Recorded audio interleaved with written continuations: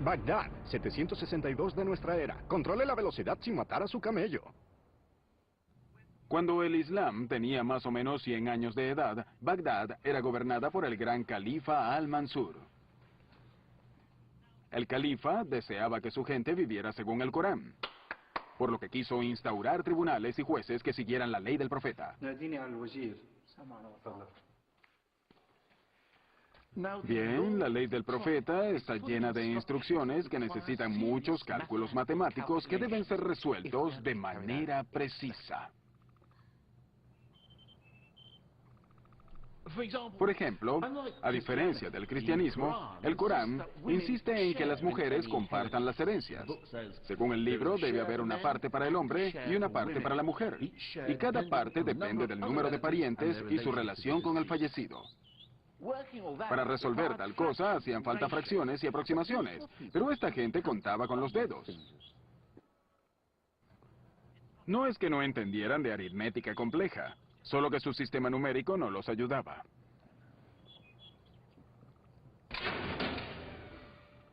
Pero un día llegó a una de las cortes un embajador de la India, quien debía obsequiarle algún tipo de regalo al gran califa.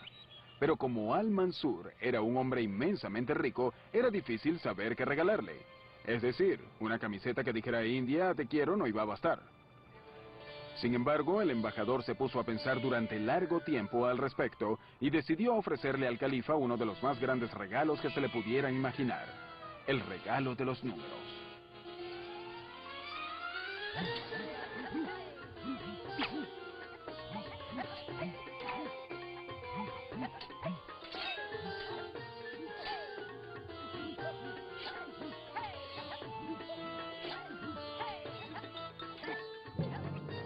En verdad, no sabemos con seguridad cómo fue que llegó el sistema numeral de la India al mundo islámico. Pero la historia del embajador es mi favorita.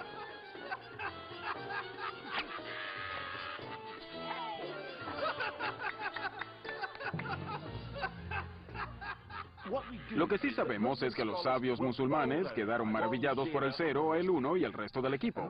Y el más famoso de esos sabios era un hombre llamado Al-Khwarizmi. Al-Khwarizmi. Al-Khwarizmi. ¿Khwarizmi? Al-Khwarizmi. Al-Khwarizmi. Así es.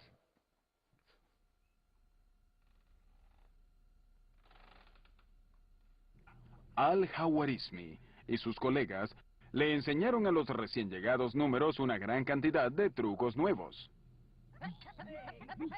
Ecuaciones cuadráticas, álgebra, el pastel logarítmico cúbico y... Bueno, está bien, esto último lo inventé yo. Pero estas nuevas hazañas numéricas hicieron que las ciencias, como las matemáticas y la astronomía, alcanzaran su máxima expresión en el Medio Oriente. El sistema de la India se convirtió en un gran éxito en el mundo islámico. Pero al otro lado del Mediterráneo, la Europa cristiana seguía dominada por el inflexible ejército de los números romanos. Además, por ser romanos, no iban a ceder terreno tan fácilmente ante los recién llegados. El choque entre ambos sistemas era inevitable, y a la hora de darse, cambiaría la historia del mundo occidental. El uno se adueña de Europa.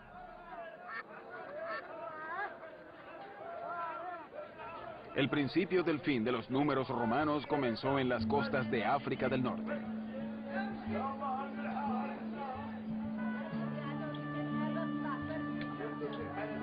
Los mercaderes musulmanes no habían tardado en adoptar el sistema del 0, 1 y compañía para sus transacciones. Para finales del siglo XII, los numerales hindúes eran de uso común. Fue en el boyante puerto de Béjaia que el hijo de un diplomático italiano de misión en Argelia vio por primera vez la maravilla de aquellos números.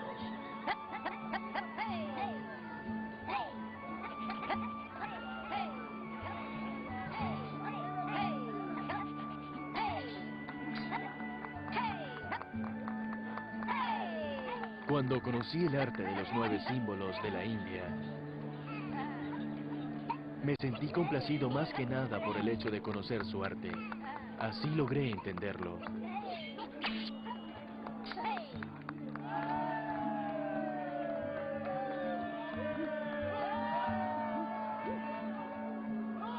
Aquel joven, conocido como Leonardo Fibonacci, quedó tan maravillado por los números hindúes que cuando volvió a casa decidió llevárselos con él.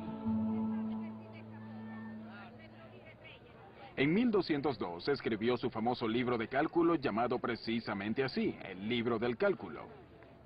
Fibonacci es considerado uno de los grandes matemáticos de todos los tiempos, y su libro fue en su época una introducción al sistema numeral hindú. Pero Fibonacci no fue un teórico aislado de su entorno. Parte de su libro de cálculos estaba destinado específicamente a los mercaderes, a mostrarles cómo valerse de los números hindúes, por ejemplo, para calcular beneficios. No era exactamente una teoría avanzada, pero en una época en la que el capitalismo comenzaba a darse a conocer en Europa, el libro de Fibonacci era de lectura obligada.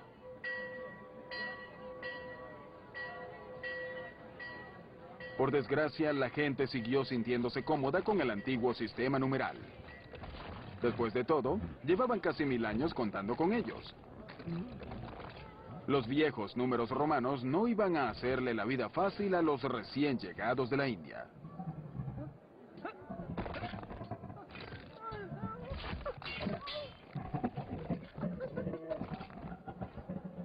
Tampoco era una cuestión de tradición. El mercader promedio tenía buenas razones para quedarse con el viejo sistema.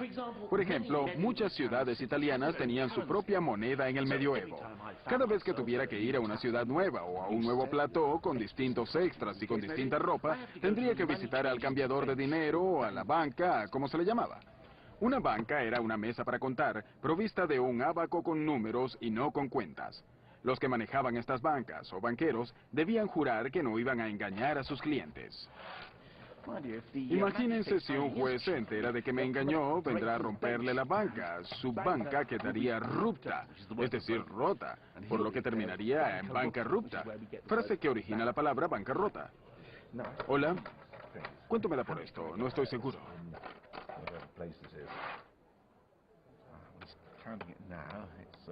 Está contando y se asegura de usar numerales que los dos conozcamos. Números romanos, por supuesto. Además está usando su ábaco. Al menos veo lo que está haciendo. ¿Tanto me queda?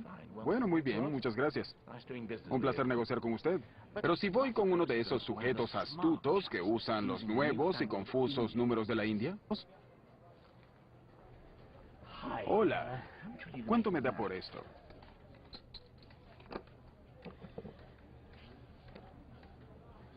¿Lo ven? Aquí está el problema. Como buen medieval, no tengo idea de lo que escribe. Con razón, la gente sospechaba. Si mi banco para mis cuentas en chino, hasta yo sospecharía. Gracias. No tengo idea de cómo calculaste esto, pero gracias de todas formas. La desconfianza era inobjetable. En 1229, la ciudad de Florencia llegó al punto de prohibir que los mercaderes usaran los nuevos números en sus cuentas. Debían usar números romanos. Pero ningún número despertaba más sospecha que el socio del 1, el 0.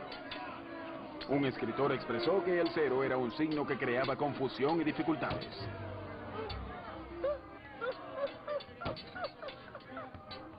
Al 0 se le llamaba cifra, y se le trató con tal nivel de sospecha que esa palabra devino en la denominación de código secreto o cifrado. De todas formas, los días del viejo sistema estaban contados, y supongo que la culpa la tiene la codicia humana. Los tradicionalistas que se aferraban al ábaco y a los números romanos nunca debieron calcular los intereses sobre los préstamos, porque para la Iglesia Católica era pecado cobrar intereses por un préstamo, el pecado de la usura. Con la Reforma Protestante, las iglesias suavizaron su posición ante los negocios. La resistencia cristiana al capitalismo de repente desapareció. Bien, en este nuevo ambiente de préstamos de dinero y cobro de intereses, ¿qué era más conveniente? ¿Los números de la India o el ábaco? Vamos a averiguar.